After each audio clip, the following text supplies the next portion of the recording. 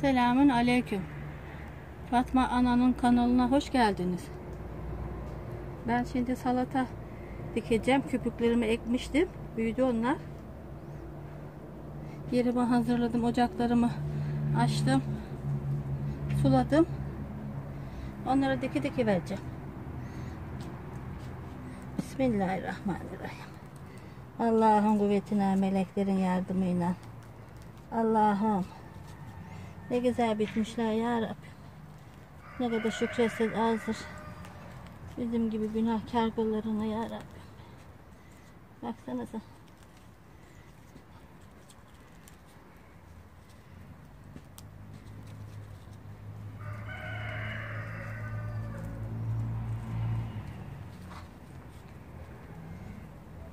İrilerini alıyorum.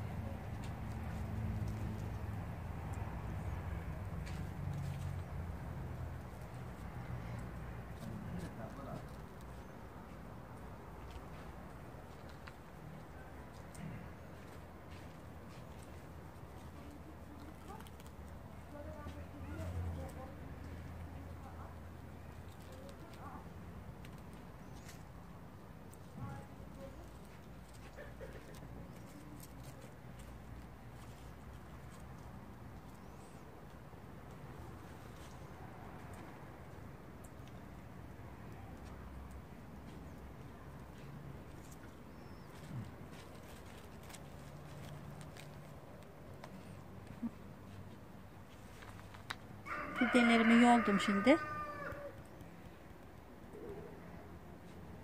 Tek tek ocaklarımı atıp şişireceğim. Her ocağa birer tane.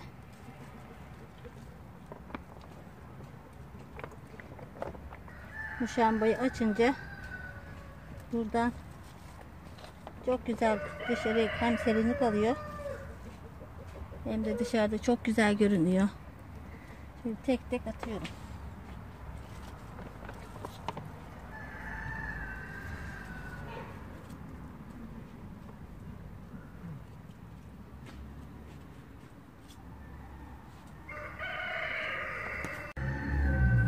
Bismillahirrahmanirrahim. Ocak yaptım.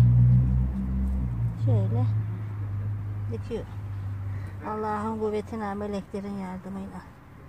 Allah'ım utandırma.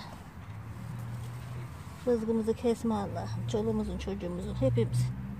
Ağzı dualı, göğüs imanları nasip et Allah.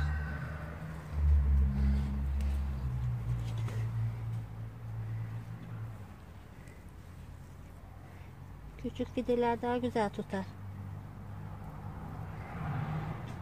Hemen büyür verir. İnşallah da serada yanmaz.